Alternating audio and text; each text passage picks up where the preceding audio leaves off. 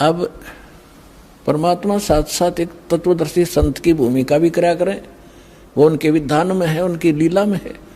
तो ये ज्ञान सुनाया करते थे जो दास आपको बता रहा है कि तीन देव की जो करते भक्ति उनकी कदे ना होवे मुक्ति। जो भक्ति करते नहीं वो अपना जीवन नाश कर रहे हैं, और जो शास्त्र विरुद्ध साधना कर रहे हैं ब्रह्मा विष्णु महेश तक की, वो भी अपना जीवन नाश कर रहे हैं। ब्रह्म तक की साधना करने वाले भी अपना जीवन नाश करें। केवल परम अक्षर ब्रह्म, उस पूर्ण परमात्मा की भक्ति से मोक्ष होता है। तो इसलिए परमात्मा कहा करते थे, जिस कारण से हमारे धर्मगुरु हिंदू और मुसलमानों के दोनों नाराज हो गए। उन्होंने हर तरह से ज्ञान से भी पराजित कर दिया दाता ने उनको। उन्होंने उनके साथ जुल्म ढाए कर उनसे मरे नहीं, हार कर वो थक गए। उन्होंने क्या स्कीम बनाई, उससे पहले सिकंदर लोधी उनका शेष हो चुका था, दिल्ली का सम्राट। उन्होंने क्या स्कीम बनाई कि एक बार सब ने इकट्ठा होकर कि इसकी बेइज्जती कर दो, वैसे तो काबू आ नहीं रहा, यहां से भाग जा काशी से, किसी तरह हमारा पीछा छूटा है, हमारी तो रोजी रोटी बंद करवा दी इसने। तो उन्होंने झूठी चिट्ठियां डाल दी सब आश्रम वालों के पास कि भाई कबीर नाम का एक व्यक्ति है, सेठ है, और वो काशी में रहता है इस कॉलोनी में, और ऐसे ऐसे 3 दिन तक भंडारा करेगा, सब आमंत्रित हैं। और साथ में एक और लिख दिया कि 1 असरफी यानी 10 ग्राम सोना, और साथ में 1 दोहर यानी बहुत बढ़िया कंबल टाइप होता था, पहले दौर बोले थे उससे, वो प्रत्येक खाने के बाद दक्षिणा में दी जाएगी। तो ये साधु संत बेचारे इसे पेट भर होया करते। इन सब चेले श्रृंगार लिए, चलो लुल्ला लंगड़ा था बिठा लिया गया आश्रम में, तो बैठा था आंधा काना कि सारे चलो, प्रत्येक खाने के बाद 1 असरफी मिल लेगी, 1 दौर मिल लेगी, और वह अपने जो उनका हेड मुखिया उसके पास जमा होती, फिर वो चीज उसको देते और बढ़िया भोजन मिलेगा। तो कहते हैं 18 लाख आदमी आगे, ये साधु संत फकीर सारे गिरी पुरी सब मंडलेश्वर। अब सुबह सुबह रविदास जी और कबीर साहब तकरीबन इकट्ठे रहते थे सारा दिन लगभग। तो सुबह सुबह रविदास जी घर से उठे, देखा बाहर मेला भर रहा, भाई पूछा कहाँ से आए हो तुम, कौन हो, क्या फंक्शन है आज तुम्हारा यहाँ इकट्ठा होने का। तो वो बाबा लोग कहते हैं कि काशी वाले तुम कौन सी दुनिया में रहते हो, तुम्हें पता नहीं हम इतनी दूर से आ गए कि यहाँ कबीर नाम का कोई सेठ है, और ऐसी उस कॉलोनी में रहता, जुलाहों वाली कॉलोनी के पास। नीरू का पुत्र है, उसमें पूरी डिटेल बता रहा कि कितने ब्रह्म रह जा किसी गए, और उसने ये भंडारा कर रखा 3 दिन का, और साथ में ऐसा ऐसा लिखा है, और तुमको पता नहीं बनारस के बनारस में। अब रविदास जी तो समझ गए कि ये किसी ढीठ आदमी की बकवाद है, राज तो नाश पीट दिया इसने, दुनिया आ गई निरी। रविदास जी पहुंचे परमात्मा वाली झोपड़ी में और कहने लगे महाराज जी आज तो नाश हो गया, काशी छूटेगी। क्या हुआ बताते हैं कि किसी ने झूठी चिट्ठी लिख रखी है आपके नाम तय, यूँ लिख रखा है कि 1 असरफी देगा, प्रत्येक खाने के बाद 1 दौर दक्षिणा मिलेगी। इस लालच में गिनती नहीं होती, इतने आ रहे हैं। परमात्मा बोले रविदास एक कुंडी लाले भीतर थे और बैठ जा, आप वहां जावाएं को नहीं, आप चले जाएंगे टक्कर मार के। रविदास जी बैठ के ने बोला भक्ति करे, आपत्ति में भगवान याद करना चाहिए, मैं भी माला जपू, आप भी बैठो। अब परमात्मा वहां बैठे, रविदास जी ने देखे ये माला जप है, और परमात्मा पहुंचे सतलोक में। वहां से फोन कर दिया कि मां रहा हूं, तैयार करो फटाफट। सतलोक से उन्हीं आत्माओं से 9 लाख तो बैल बनाए, और उनके ऊपर बना बना भोजन, जलेबी कचौड़ी पकौड़ी हलवे पूरी, वहां तो सदा नौका नो रहे बना बनाया, और लाद के 1 सेकंड में पहुंच गए वहां। गंगा के परले पास से खड़े हो गया आके, दुख खुदड़ो तुम बोल बोल। और फिर गंगा से आगे आना था, वह गंगा इतनी फुल स्विम पर चल रही थी, एकदम पानी 1.5 फुट हो गया। दुनिया देख रहे इतनी एकदम डाउनफॉल, गंगा में पहली बार देख रहे हम, जल नीचे उतर गया। तो उधर से क्या देख रहे हैं, घाट में का नर्रे बैल आने लग रहे हैं, सब देखें खड़े हो का ये कौन आ गया। और दूसरा रूप बना लिया परमात्मा ने, और केशव नाम बताया अपना एक व्यापारी का। पहले बंजारे होते थे, बंजारे बिजनेस किया करते थे बैलों के ऊपर, जैसे गधों पर बोरे होते ऐसे बैलों पर लादा करते थे, यही ट्रांसपोर्टेशन का साधन था। आजकल तो ट्रकों से होती है, फिर बैलगाड़ियों से शुरू होगी थी, लेकिन पहले बैलों के ऊपर, जंगलों में रास्ते थे नहीं, जंगलों में से निकाल ले जाते, आगे पीछे बैल लगा के जैसे ऊंट बांध लिया करें। तो उस समय ऐसे बंजारे लोग बिजनेस किया करते थे। किसी मंडी से गुड़ ले आते, उसको वहां बेचते जहां गुड़ नहीं होता था, तो उनको बंजारा बोलते थे। तो केशव नाम बताया और आके तान दिए तंबू सारे। उनमें कहते गरीबदास जी ने लिखा है कि वहां लड्डू और जलेबियों की नौके पूरा ढेर का ढेर पड़ा, पाड़ की पाड़, पाड़ का ऊंचा ढेर न, बहुत ऊंचा। अब 18 लाख आदमी का भोजन, और कोई पतीला मुताबिक को नहीं। तंबू बिछा कर बढ़िया कपड़े नीचे, और सुंदर तंबू टेंट, सुंदर ऐसे चमकीले, धूल भी ना लग गया उनके, कर दिया भंडारा शुरू। उधर से सिकंदर लोधी के पास भी चिट्ठी भेज दी, अगी उसने भगवान मान्य था, आ जाएगा देख लेगा, यू भाग्य पाओगा यहाँ से।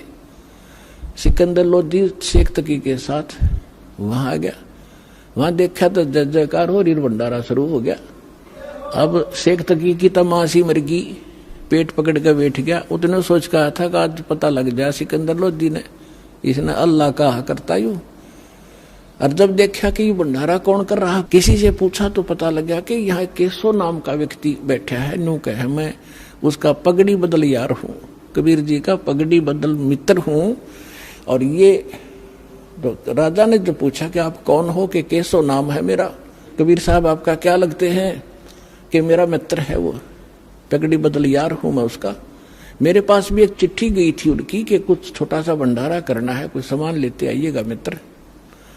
अब वो शेख तकी नो कह रहे इसने छोटा भंडारा कहेंगे, यह तो बेगन है वह। फिर तो वहीं बैठ गया। फिर सिकंदर लोधी ने तो दर्शन करने थे अपने परम पिता के, तो उससे पूछा कि भगवान कहाँ है, कबीर साहब कहाँ है।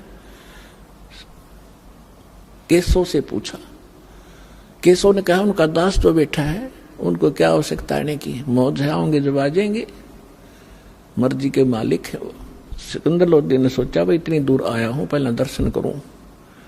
उनकी झोंपड़ी पता करके वहां पहुंचे, साथ में अंगरक्षक हाथी पर बैठ कर गए। तो जाके नीचे उतर के सिकंदर लोधी ने दरवाजा खटखटाया।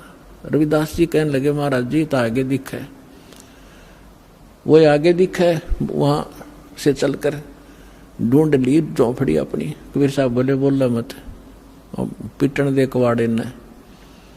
तब सिकंदर लोधी ने कहा कि हे भगवान, हे अल्लाह के रूप, दरवाजा खोलो। परमात्मा बोले, वो तो जाने जानते पता था।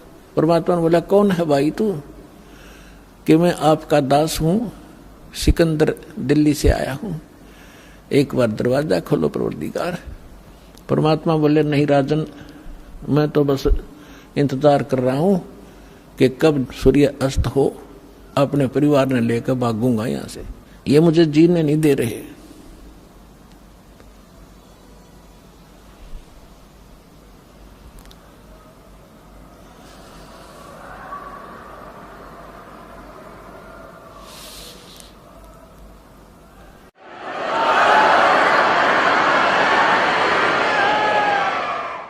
अब सिकंदर लोधी ने कहा कि हे परमात्मा, यदि मैं आपसे परिचित ना होता तो आप मुझे भी आज बहका देते। मैं अब आपकी बहकाई में नहीं आ सकता, मैं आपको पहचान चुका हूं, आप अल्लाह अकबर हैं। दास को दर्शन दे दो, बस एक बार दरवाजा खोल दो। तब परमात्मा ने कहा रविदास जी खोल दे खिड़की। दरवाजा खोल दिया।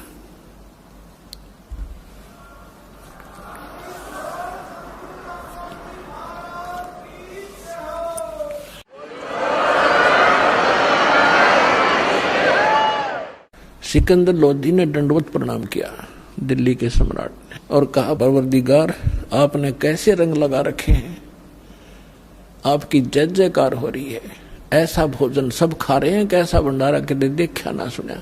आपका मित्र जिसके पास आपने पत्र भेजा था वो बैठे वहां पर, केशव नाम है उसका। परमात्मा वो तो खुद वहां भी बैठे, दो उठौड़ है, एक तू भया एक से दो। सिकंदर लोधी ने कहा, भगवान एक बार दर्शन दो। आपके दर्शनाभिलाषी वहां भक्त श्रद्धालु बैठे हैं, खाना भी खा रहे हैं और ये पूछ रहे हैं वो कबीर कौन है जो इतना गजब का भोजन आहार आज तक देखा ना सुना, और ऐसा समर्थ वो कौन है, 10-10 ग्राम सोना भी दे रहा है और एक कंबल भी दे रहा है प्रत्येक खाने के बाद। तो नकलिया ने अच्छा खाया होगा खाना एक एक दिन में, वो लेने के मारे दक्षिणा। तो उसके घर में के भंडार में कोई कमी है? उस दाता की सारी सृष्टि का पालनहार, असंग ब्रह्मांडों का पालनहार, तीनों लोकों में प्रवेश करके जो सबका धारण पोषण करता है, ये वो परमात्मा है। तो पुण्यात्मा हम उसके बच्चे हैं और वो भी उसके बच्चे थे जो साधु संत बने फिरे थे, परमात्मा के लिए भटक रहे थे, गलत साधना कर रहे थे, फिर भी बच्चे तो उसी के हैं। मैं रोत हूं सृष्टि को या सृष्टि रोए मोहे, और गरीब दास इस वियोग को समझ नहीं सकता कोई। तो उनको कोई भोजन खिलाना था सतलोक का लिया, बहाना उन दुष्टों ने बनाना था, उनकी फड़क निकालनी थी, अपनी समर्थता दिखानी थी। आज दास के गुण गाता, जो पहले आकर भगवान वाले काम ना करके जाते तो जाता। तो सिकंदर लोधी ने कहा कि एक बार आपके दर्शन करना चाहते हैं सभी के सभी। तो परमात्मा जब कुटिया से बाहर निकले, जैसा सतलोक में उनके सिर पे मुकुट है, ऐसा मुकुट आकाश से आया और ऐसे सिर पे रखा गया। आकाश से फूल बरसने लगे।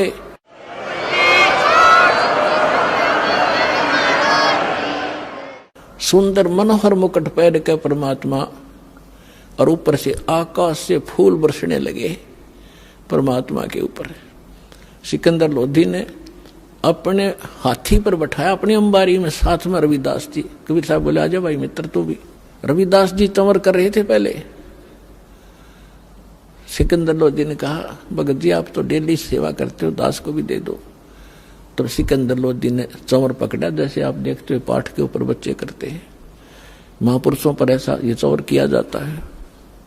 चंवर का मतलब है जैसे माखी माछर बैठे उससे हलाया करें ताकि कपड़ा मारें तो उसका लाग जाए, मर ना जाए। यानी इतनी नम्रता के कारण उसको चंवर को संत के ऊपर डुलाया जाता है। तो सिकंदर लोधी ने चंवर ले लिया, हाथी पर बैठ कर चल दे। चारों गेट खोल दिए उस अलमारी के, जो हाथी के ऊपर एक कमरा सा बनाया करते थे। तो सारे देखें जो खाना खा रहे थे, कौन है कबीर, कौन सा है? कि वो बैठा जिस पर सिकंदर लोधी चौर करे, दिल्ली का राजा।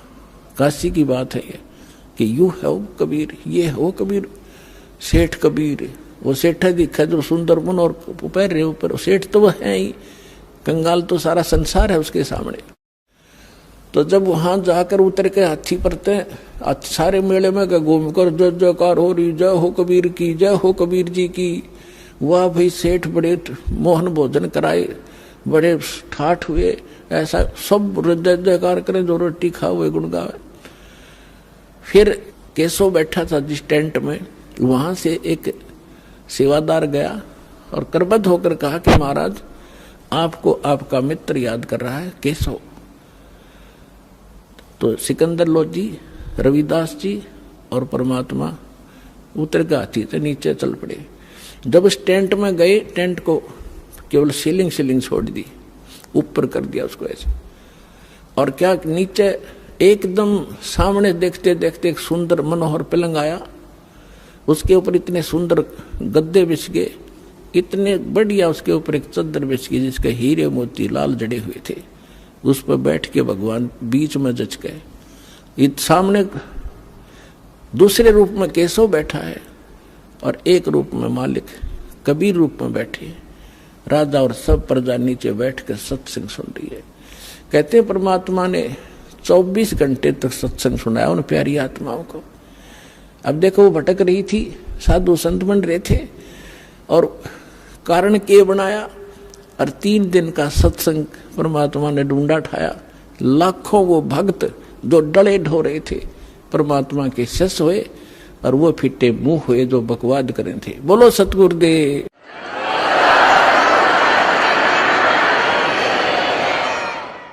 ये बहुत लंबी वार्ता है, कभी फिर समय आने पर।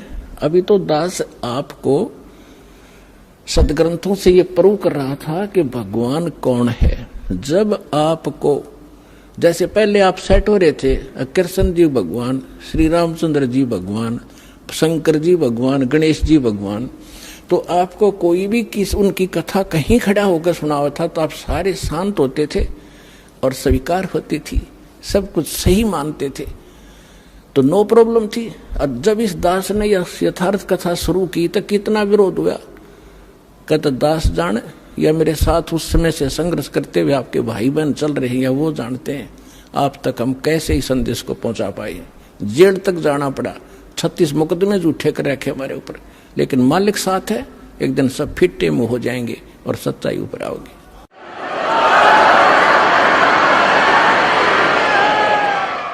तो एक बार आपके हृदय में जब ये पक्की हो जाएगी पूरे विश्व के कबीर इजगोट, फिर ये कथा सुनाया करूंगा और वो अमृतवाणी सुनाया करूंगा जो हृदय में जाकर लगेगी प्रत्येक प्राणी के। अभी इतना समय नहीं मिलता क्योंकि इसमें बहुत प्रकार के पॉइंट भी बताने पड़ते हैं, फाउल पॉइंट भी बताने पड़ते हैं, और पहली कक्षा का बालक भी पहले दिन आता उस वाला भी सत्संग साथ सुनाना पड़ता है।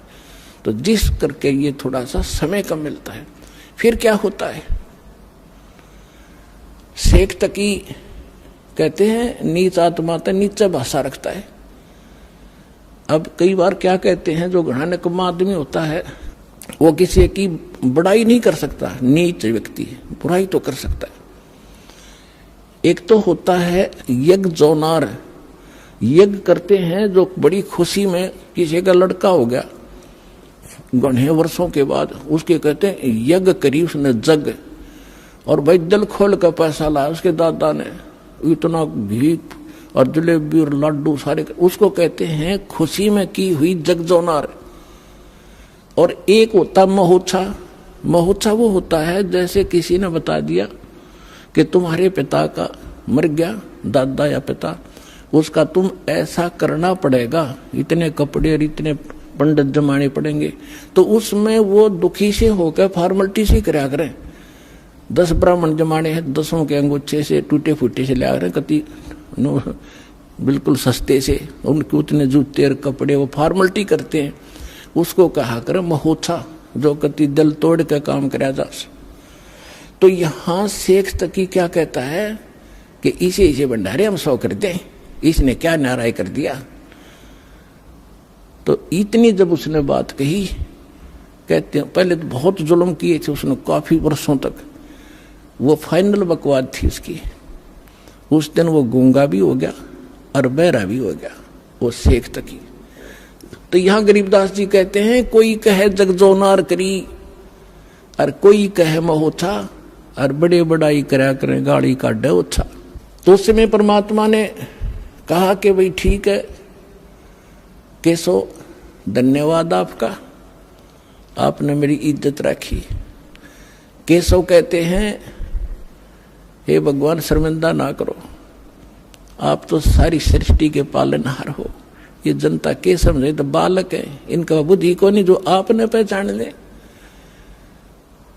तब केशव ने कहा भी ठीक है भगतो, लाद लो सारे टेंट वेंट, 5 मिनट में धर लिए ठाके बैलना पर, चलो मैं आ रहा हूं। जब वापस गंगा से निकलने लगी, वह गंगा फिर इतना ही पानी हो गया 1.5 फुट, और सारे बैल और बंजारे जब निकल गए जो वहां से आए हुए थे, 9 लाख बैल और इतने बंजारे सतलोक के भगतारे थे अंश। तो गरीबदास जी ने कहा कि वो बैल जब चलने थे ना पृथ्वी पर, और वो बंजारे 1 फुट पृथ्वी से ऊपर रहे थे उनके कदम, या उनका समझ में नहीं आया ये न्यू के ऊपर चल रहे हैं। इतनी बुद्धि वो तो खान खान पे लाग रहे थे, उन्हें क्या जरूरत थी कि देखने की कौन के ऊपर चल रहा है। तो उसी समय बैल पार हो गए गंगा। सिकंदर लोधी ने कहा कि जाओ केशव, आपका काफिला जा चुका है,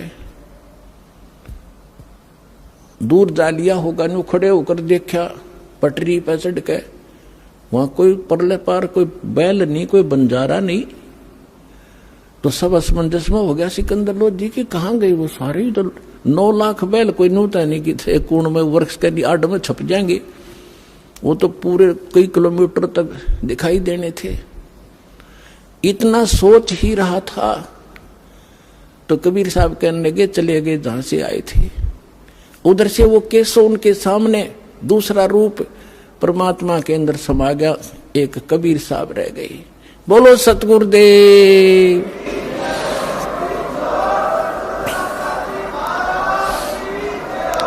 तो परमात्मा कहते हैं कल्पे कारण कौन है, कर सेवा निकाम, और मन इच्छा फल दूंगा जो पड़े मेरे ते काम, पड़े धनी से काम। परमात्मा कहते हैं साईं इतना दीजियो जा मैं कुटुंब समावे, हम भी भूखे न रहे अतिथि न भूखा जावे। भगवान से मांगने का तरीका बताया परमात्मा ने कि घना मत मांगया करो, इतना मांगो कि परमात्मा हम भी भूखे ना रहे और द्वार पर कोई अतिथि आ जाओ भूखा ना जा, इतना जरूर दास को देना। तो ये परमात्मा ने उदाहरण दिया है कि तुम मेरे की तरह नो विश्वास करो उस मालिक पे, और तू कर सेवा निकाम, निष्काम भाव से पूजा कर और दान धर्म करता रहे। जब कभी कोई आपत्ति आवेगी, जब देखना मेरे हाथा बदर लूंगा अपने बच्चे को, सारा संसार देखता रह जाएगा।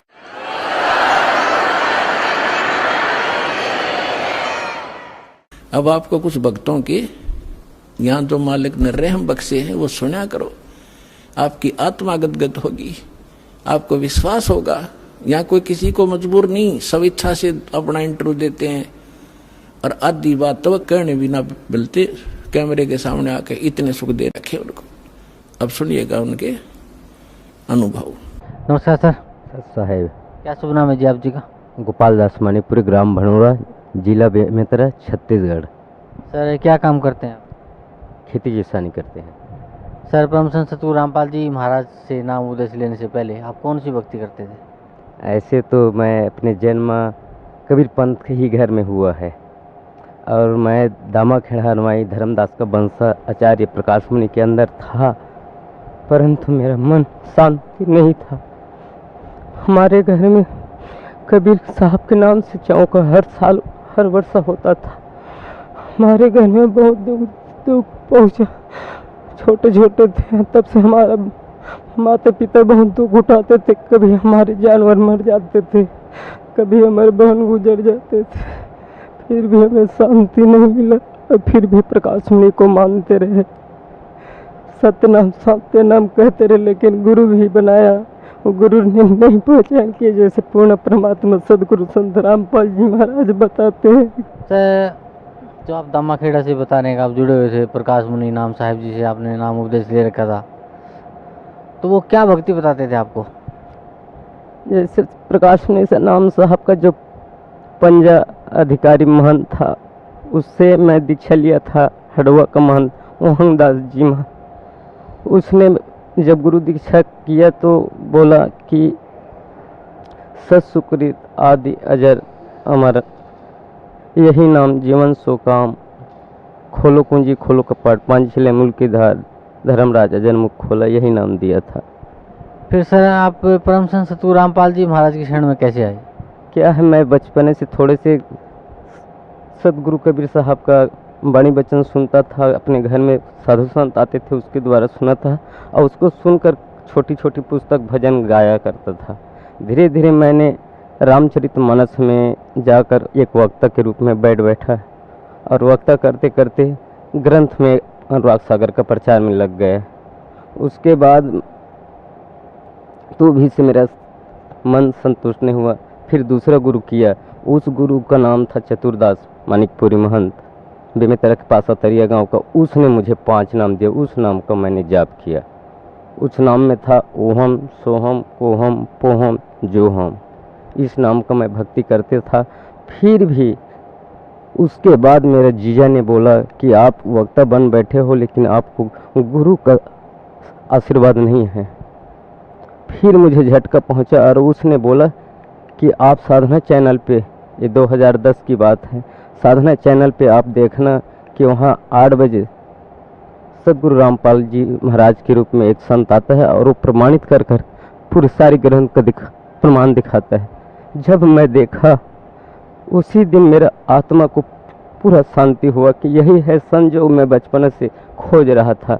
क्योंकि मुझे हमारे गांव में आसाराम बापू का पंथ वाला बोला कि आप आसाराम बापू के पास चलो और आप नाम दीक्षा लो। मैं उन भक्त को बोला कि आसाराम बापू जो प्रवचन करता है, जो सत्संग में भजन गाता है, वो तो पूरा कबीर साहब को वाणी है, मैं उसके शरण में नहीं जा सकता हूँ, और जिसके अंदर मेरा हृदय झुक जाएगा वही मेरा पूर्ण परमात्मा है। जब उस दिन टीवी में सदगुरु संत पूर्ण परमात्मा संत गुरु संत रामपाल जी महाराज को दर्शन किया और उसका प्रवचन सुना, उसी दिन से मैं निज दिन दूसरे के कह के घर में जाकर वो टेलीविज़न के द्वारा टीवी के द्वारा सत्संग सुनता रहा। फिर मैंने यहाँ आने के लिए, बरवाला आश्रम आने के लिए पैसा धीरे धीरे करते करते और एक दूसरे से सहयोग लेकर फिर मैं दूसरे अपने जीजा जी को बोला कि जीजा जी आपको मेरे साथ कहीं जाना होगा। तो बोला कहाँ जाएंगे? मैं उसको बताया कि टीवी में ऐसा ऐसा संत आता है और संत मेरा निवारण कर सकता है। फिर मेरा जीजा कहा ठीक है, तू कहता है तो मैं आपके साथ जाऊंगा। मैं फिर समय बताया कि इस दिन मैं नागपुर आ रहा हूँ और आप मुझे वहाँ ले जाना और आप टिकट कटाना। फिर हम दोनों आए और जैसे यहाँ आए तो यहीं पर परमात्मा दर्शन दे रहा था। परमात्मा ने दूर से हमें पहचान लिया कि आज नए आए हो, धन्य तुम्हारा भाग। उसी दिन कहा परमात्मा आप तो सब कुछ जानते हैं। फिर परमात्मा सदगुरु रामपाल जी महाराज से नाम दीक्षा लेकर फिर उस नाम का सुमरन करते करते मुझे 2 महीना गुजर गए। सर, परम संत सदगुरु रामपाल जी महाराज से नाम उपदेश लेने के बाद आपको क्या लाभ मिला? सदगुरु पूर्ण संत रामपाल जी महाराज से नाम लेने के बाद मेरा जो पारिवारिक जीवन में चलाने में जो असमर्थ था वह सुधार हुआ और धीरे धीरे मैं अपना परिवार का सुधार करते करते सबसे पहले मैं टीवी लिया। 7,000 का टीवी लेकर सदगुरु पूर्ण संत परमात्मा सदगुरु रामपाल जी महाराज का कथा प्रवचन सुनता रहा। उसी बीच में मुझे काल ने एक रात को सपना में आया और काल ने सपना में आकर दाढ़ी रखा था, काला सा था, हिष्ट पुष्ट। उसने मेरा इस नाभि पे एक क्षण का एक सिरा दबाया और एक सिरा मुख में दबाया। देखता हूँ तुम्हारा गुरु कितना पावरफुल है। फिर मैं उस समय घबरा गया। घबराते घबराते सदगुरु जो रामपाल जी महाराज ने जो नाम दिया था उस नाम का प्रथम नाम इस रूप में जो मिला है उस नाम का याद हुआ। उतने में वो काल ने पसीने हो गए। फिर उस समय काल ने छोड़ा। उसके बाद फिर मैं एक मवेशी एक जोड़ी बैल बांधा। बैल बांधने के बाद मैंने खेती किसान में तन मन धन लगाकर फिर कमाने लगा और इसके आदेश अनुसार के नियम का पालन करते करते मैंने अपना परिवार में चलाने में समर्थ हुआ। आज गुरु यही मुझे पूर्ण मिला जो गुरु का प्रमाण बताते हैं सब संत लोग। गु यानी अंधकार को प्रकाश में ले जाने का नाम ही गुरु है। लेकिन आज मुझे सच्चा प्रकाश सच्चा परमात्मा से मेल दिखाने के लिए यही पूर्ण परमात्मा है जो आज मैं उनकी शरण में 2012 से जुड़ा हूँ और ये मेरा 7वां बार है। सर, परम संत सतगुरु रामपाल जी महाराज से नाम उपदेश लेने के बाद आपको काफ़ी लाभ मिला। पहले आप जो भक्ति करते थे उससे आपको कोई लाभ नहीं मिल रहा था। तो सर, भक्त समाज को क्या संदेश देना चाहते हैं आप? भक्त समाज को तो मैं प्रथम यह संदेश देना चाहता हूँ क्योंकि हमारे छत्तीसगढ़ में प्रकाश मुनि के नाम दबाव के नाम से कोई नहीं आना चाहता है यहाँ। वह तो कहता है कि हमें कहता है कि वो भटक गए और उसने भटक गए कहता है और उसको खुद शुगर बीमारी हो चुका है। जो हम यहाँ से गया जनवरी में नाम लिया और जनवरी मांग के महीने में पूर्णिमा वहाँ मेला लगता है। उसी समय मंच में बोला प्रकाश मुनि नाम साहब जी ने कि मुझे शुगर का शिकायत है। हमें ये पूर्ण संत परमात्मा सदगुरु रामपाल जी जो भजन के एक पंक्ति बताते हैं कि सारा जग रोगी अरे सदगुरु वैद्य न जाने। आज स्वयं जिन डॉक्टर बताते हैं और अन्य संत को झोला छाप डॉक्टर की उपमा देता है जो प्रकाश मुनि नाम साहब आज खुद रोग से ग्रस्त है। तो जो स्वयं रोग से ग्रस्त है वो अगला का क्या रोग छटवाएगा। और सदगुरु बंदी छोड़ सदगुरु कबीर साहब जब आए थे तो बादशाह सिकंदर लोधी का जलन पीड़ा हटा दिया, और इन वंशा का आचार्य कहते हैं कि हमारे धर्मदास के वंशा से ही मुक्ति होगा, और बोलता है कि 42 पीढ़ी के चलते तक के कोई सदगुरु नहीं आएगा। और तब फिर मैं जवाब दिया कि गरीबदास को क्यों बाद में मिला, जब धर्मदास को पहले नाम दिया था तो गरीबदास को क्यों दिया, और आपका कबीर सागर में लेके जब मैं यहाँ से जाने के बाद पूरा कबीर सागर का खोज किया, मिलाया, पूरा प्रमाण मिला। धर्मदास तो है लाख दुहाई, सार शब्द कहीं बाहर न जाए, सार शब्द यदि बाहर जाए बिजली पीढ़ी हंस नहीं करे है। आज इन लोग इस प्रवचन का नहीं प्रचार करते हैं, जैसे पूर्ण संत परमात्मा सदगुरु रामपाल जी हर संत का पूरा प्रमाण दिखाता है, लेकिन वो सिर्फ एक धर्मदास का ही प्रमाण रखता है। और चौका की पद्धति से हमसे बचा जाओ, चौका से हमें ये सारणी मिलता है, जैसे रचना लोक का सो चौका विस्तार, एक तो बैठे वन सुता या पूरा कढ़िया। वो तो चौका एक नक्शा है, जैसे लोक को चौका को देख रहे हो उसी प्रकार वह लोक है, एक समझाने के लिए रखा है। लेकिन हम आज चौका को ही मेन मान बैठा था। तो मैं यही सब भगत समाज को यही कहना चाहूँगा, और सनम्र निवेदन है कि उन लोगों से कि वो पूर्ण परमात्मा सदगुरु रामपाल जी के महाराज के प्रवचन को धैर्यपूर्वक शांतिपूर्वक से देखें, और देख करके अपने पूरे शास्त्र से परिचित हुए कि वास्तविकन और जो बता रहे हैं वो सदगुरु रामपाल जी, वो वास्तविकन में सच्चाई है। और अन्य समाज जो बताते हैं जितना भटका रखा है वो वही सही बात है। कि आज जो बैठे पूर्ण संत, यही हमें प्रमाण मिला कबीर सागर के अंदर कि बड़े अपने छत्तीसगढ़ में 2 कबीर पंथ चल रहा है, छोटा कबीर पंथ और बड़ा कबीर पंथ। जो बड़ा कबीर पंथ है अभिलाष दास का चलाया हुआ मार्ग, उसने बोला था 2003 में कि मुक्तमणि नाम साहब आएगा, और जितना बादशाह सिकंदर लोधी के समय जो 13 गाड़ी किताब लिखा था उसको दबाया था, वो बहिर्गत करेगा और दिल्ली क्षेत्र के प्रांत आएगा। उसी बात को मुझे झटका पहुंचा कि यह तो संत आ चुका है, जो आएगा कहते रहेंगे उन लोग, लेकिन वो तो परमात्मा स्वयं आ चुका है यहाँ। और हम कहते रहे मुक्तमणि नाम साहब आएगा, मुक्तमणि नाम साहब आएगा, लेकिन वो परमात्मा स्वयं है। और जितना ग्रंथ उसको बहिर्गत वास्तविकन कर दिया, आज प्रमाण कर दिया। और 5505 तब होएगा नाम यह साचा। लेकिन इस बात को आज भी धर्मदास का वंशावली दामाखेड़ा वाले पर हजूर प्रकाश मुनि नाम यह कहता है कि अभी भी 5 साल बाकी है। बोलता है आपके पास सही सर्टिफिकेट प्रमाण है तो आप यहाँ आइए। और पूर्ण सदगुरु रामपाल जी महाराज हर संत को आमंत्रित किया है आदरणीय के साथ, और ज्ञान चर्चा में सम्मिलित हुए और अपना अपना ज्ञान का प्रचार करें। उसमें फिर समाज ही निर्णय करेगा कि पूर्ण संत का क्या लक्षण है, पूर्ण संत पूर्ण परमात्मा तक कौन पहुंचा सकता है। इसका निर्णय भगत समाज करेंगे। आप आइए और उसका प्रमाण बताइए कि 5 साल में कितना बाकी है और कितना घट चुका है। आज तक के क्यों नहीं बताया कि आज 5 साल के उसको भी दबा रखा था। अब यहाँ से ज्ञान गंगा पढ़ लिए हैं और यहाँ का प्रवचन सुनकर उन लोग कहता है कि 5 साल बाकी है। और ये भी सिद्ध हुआ सदगुरु रामपाल जी महाराज जब अध्यात्म ज्ञान गंगा और गहरी नजर गीता पढ़ा, उसमें लिखा है धर्मदास का वंशावृक्ष का परिचय लिखा है। हम तो अटल 42 जय लगाते रह गए, लेकिन अटल 42 तो नहीं हुआ, कभी कभी बीच बीच में खंड हुआ है। तो फिर आपका सिद्धांत तो गलत हुआ, एक बात। दूसरी बात यह है कि वंशा का नियम है कि 25 वर्ष और 20 दिन से न अधिक न कम। ये भी गलत हुआ कि कोनो 22 कर, कोई 25 किया, कोई 20 किया, कोई 13 किया, ये भी सिद्ध नहीं हुआ। तो यदि आप इसको सच मानते हैं तो या गलत होगा तो उसको प्रचार नहीं करना था। जैसे सदगुरु रामपाल जी महाराज स्वयं पढ़ता है और भक्तजनों को पढ़ाता है, लेकिन प्रकाश मुनि हजूर साहब कहता है कि हमें वेद का पढ़ने का कोई आवश्यकता नहीं है, इसीलिए आप भटक का खा चुके हैं। तो मैं सर्व संत समाज, पूरे जितने भी संत समाज है, हर धर्म का संत समाज से मैं यही सनम्र दोनों हाथ जोड़कर बद विनती करता हूँ कि आप कम से कम सदगुरु रामपाल जी महाराज का साधना चैनल पे जो 7:45 पे आता है उसको धीरे धीरे लेकर टाइम लेकर अवश्य सुनो। और उसके सुनने के बाद यहाँ सदगुरु रामपाल जी महाराज का आश्रम हरियाणा के अंदर जिला हिसार ग्राम बलवाला के पास है, वहाँ आकर आइए। अपना सद्भक्ति और परमात्मा को पाना चाहते हैं तो उसके बताए हुए नियम का पालन करते हुए और नाम दीक्षा लेकर पूर्ण परमात्मा के लिए जन्म जन्मांतर के लिए मोक्ष प्राप्त करिए। धन्यवाद आपका, बहुत बहुत धन्यवाद।